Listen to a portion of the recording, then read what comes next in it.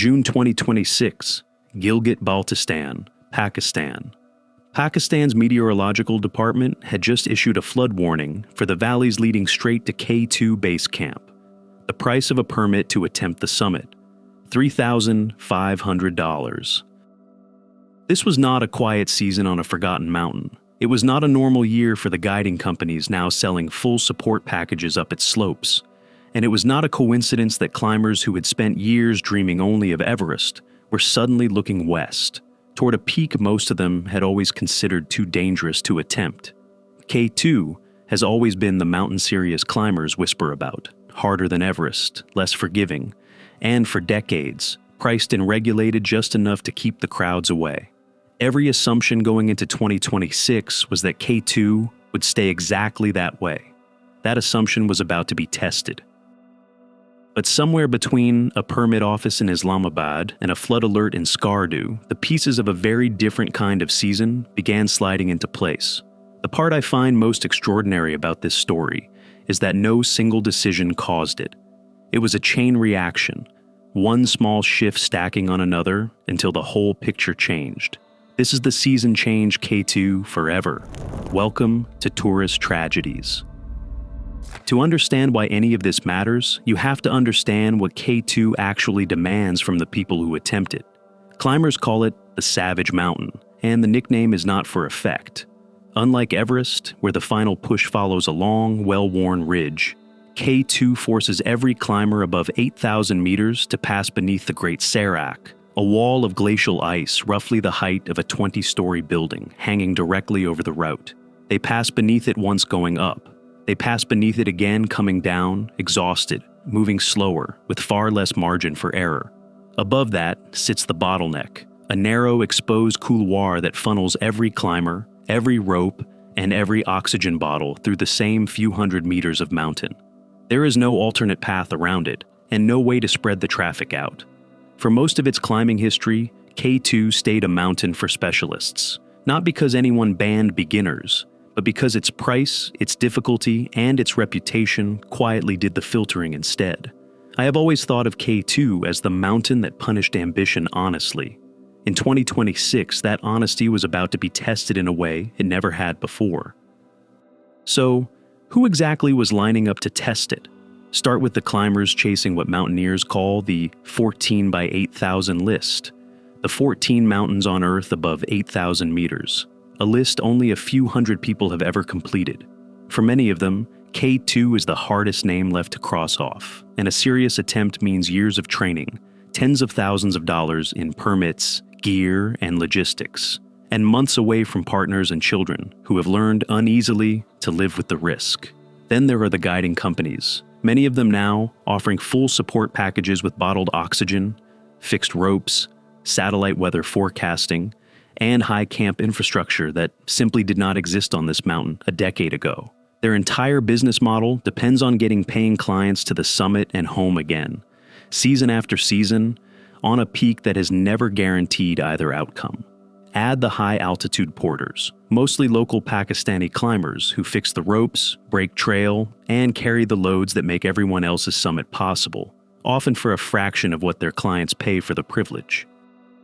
For a foreign climber, a canceled summit window is a disappointing headline and a partially refunded deposit. For a Pakistani high-altitude worker, it can be the difference between a season of income and a season with nothing at all. And for Pakistan's own tourism ministry, every permit sold is revenue for a mountain region that depends on it. Picture the emotional math for a moment. Years of preparation. A body trained to function on a third of the oxygen it needs at sea level. A family back home checking a satellite tracker every few hours. All of it riding on a window of good weather that might last 2 days, or might not come at all. Everyone converging on that mountain in 2026 had something real on the line. And almost none of them were thinking about how their own incentives to summit, to profit, to simply survive the season were about to collide at the same narrow point, on the same narrow route. That collision is where this story actually begins. To see how the pieces came together, you have to go back further than 2026. In 2022, Pakistan issued roughly 207 K2 permits, and on a single day that July, Close to 150 climbers moved up the mountain at once. A scene longtime K2 climbers say the route was never designed to hold. In 2023, 112 people reached the summit, most of them during one compressed window, and that same season produced one of the most painful stories in modern K2 history. A porter named Muhammad Hassan fell near the bottleneck, while climbers above him continued toward the summit rather than turning back to help. And his death became a symbol of everything that can go wrong when commercial pressure, crowding, and unequal treatment of local workers collide above 8,000 meters. In 2024, Pakistan's tourism department reported around 175 K2 permits issued. Another sign the mountain's popularity was not slowing down, no matter how uncomfortable the previous season's headlines had been. Then came 2025, a season that should have been a warning to everyone watching closely. A Pakistani climber named Iftikhar Hussain died in an avalanche near Camp 1. Later that same season, climbers again compressed into a single, late summit push under uncertain conditions, and reports described a death and several injuries from rockfall during the descent. Not one warning sign, not two. 3 consecutive seasons, each with its own tragedy, each one somehow failing to slow the mountain's growing popularity. Meanwhile, the economics of high-altitude climbing were shifting fast, and not in K2's favor if you cared about crowding. Nepal raised its main Everest permit fee to $15,000, and its parliament passed a tougher new mountaineering law requiring climbers to have already summited a 7,000-meter peak in Nepal before they could even attempt Everest. Pakistan, by contrast, was reportedly holding its K2 permit price at around $3,500 for 2026, less than a quarter of Everest's new cost, with none of the new experience requirements attached. For any climber chasing an 8,000-meter summit without the time, the resume, or the money for Everest's new rules, K2 suddenly looked like the obvious alternative. By the start of the year, every element that worried veteran mountaineers was already sitting in place. Cheaper permits, fewer barriers to entry, a mountain fresh off 3 straight seasons of documented tragedy, and a neighboring peak actively pushing its overflow of ambitious budget-conscious climbers toward Pakistan instead of Nepal. On paper, none of this looked like a disaster in the making. It looked like a business opportunity, and expedition operators marketed it as exactly that. Permits were selling. Base camp bookings were up. By the first weeks of the season, everything appeared to be aligned. The teams were arriving, the fees were paid, and the mountain, as far as anyone on the ground could tell, was simply having a busy year. The first real warning sign of what this season might become did not come from the mountain at all. It came from a government weather office. Early June 2026. Skardu, the gateway town climbers passed through on their way to K2 base camp. Pakistan's meteorological department issued an alert for Gilgit-Baltistan, the region that includes Skardu, Shigar, Ganche, Gilgit, and Astore, the exact towns and valleys every expedition has to cross before they ever see the mountain itself. The warning was specific. Rising temperatures were accelerating snow and glacier melt across the region, raising the risk of glacial lake outburst floods, flash floods, landslides, mudslides, and rockfalls. Local reporting followed within days, describing roads, bridges, power lines, and farmland already damaged by the rapid melt. Base camp itself was still weeks away from opening. None of this was happening above 8,000 meters. It was happening in the river valleys, on the same roads every jeep, porter, and supply truck needed just to reach the foot of the mountain. But here's the detail that should have mattered to anyone paying attention.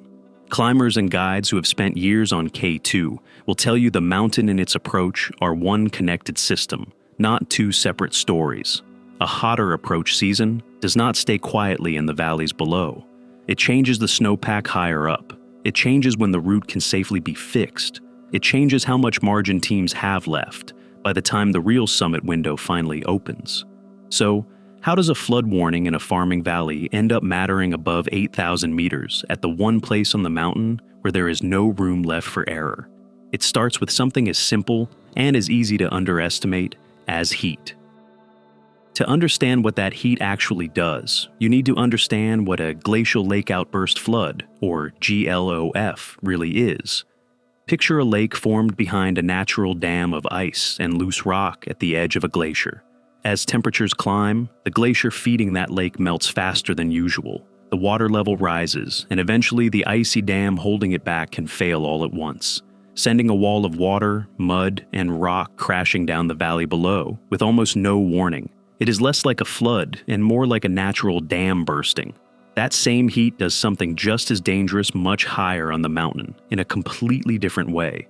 Above the Black Pyramid, on the slope leading toward the shoulder, one of K2's most respected no-oxygen summiters has described the terrain as textbook avalanche country, ground where wind slabs form quickly after storms and can release without warning of their own.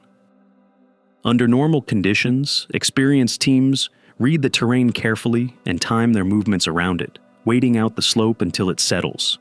But when unstable weather compresses everyone into one late, narrow summit window, there is far less room to wait. Crowding does not just mean more people sharing one rope.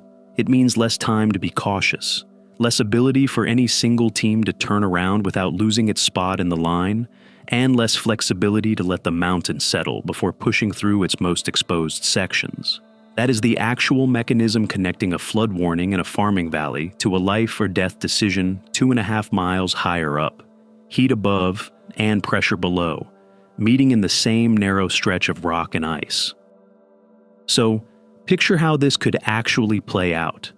A short, unstable weather window opens late in July. Every major expedition has already been waiting for weeks. Nobody wants to be the team that turns back and lets a rival summit first. 200 or more climbers, guides, and porters begin moving at once, toward the same narrow stretch of mountain, through the same fixed ropes. They pass beneath the Great Serac together.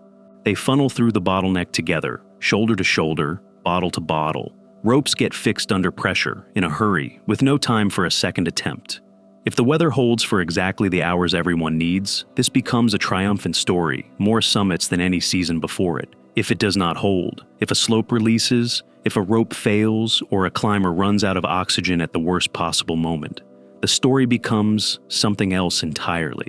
Nobody moving up that mountain in July could know in advance which version they were about to live. This is not a hypothetical pattern invented for a video. It is the exact pattern that has already played out, more than once, on this same mountain. In 2008, 17 climbers reached the K2 summit out of 74 who attempted it. 11 never made it back down, in one of the worst single disasters in high-altitude mountaineering history. In 2023, it was one porter, Muhammad Hassan, whose death sparked a genuine, uncomfortable reckoning across the climbing world about how commercial expeditions treat the local workers who make every summit possible. In 2025, it was an avalanche near Camp 1, and later, a rockfall during a crowded late descent. Each of those seasons produced its own statements, its own investigations, its own promises from operators that the next season would be different, and each time, permit numbers kept climbing anyway. That is the part of this story that should genuinely unsettle you. The warnings were never quiet, and they were never hidden. They just never seemed to slow anything down. When you lay the pieces of this season out in order, a clear picture starts to form, whatever ends up happening on the mountain itself. The first factor is price. K2's permit sat at roughly $3,500, while Everest's climbed to $15,000, turning K2 into the obvious budget alternative for any climber chasing an 8,000-meter summit. The second factor is regulation. Nepal's new law requiring a prior 7,000-meter summit before attempting Everest was almost certainly written with safety in mind. But it also had a side effect nobody advertised, pushing some ambitious, less experienced climbers toward Pakistan's far less regulated peaks instead. The third factor is momentum. Permit numbers on K2 had already been rising for years, from roughly 200 in 2022 to over 100 summits in 2023 to around 175 permits in 2024, building a crowding problem that 3 straight seasons of tragedy did nothing to slow down. The fourth factor is climate. A June flood warning across the exact valleys leading to base camp was not a separate story from the mountain above it. It was the same warming system, showing up first in the rivers. Before it ever reached the ridgelines, everyone was actually watching. I would call this whole pattern the funnel effect. More climbers, cheaper access, a harder neighboring mountain pushing its overflow sideways, and a warming climate, all being squeezed through the single narrowest, most exposed stretch of rock and ice on the entire route. None of these four factors, on its own, guarantees a disaster. Better oxygen systems, professional forecasting, and more experienced rope-fixing teams than K2 has ever had were also part of this season, and it remains entirely possible that 2026 becomes a story of professionalism holding the line rather than crowding breaking it.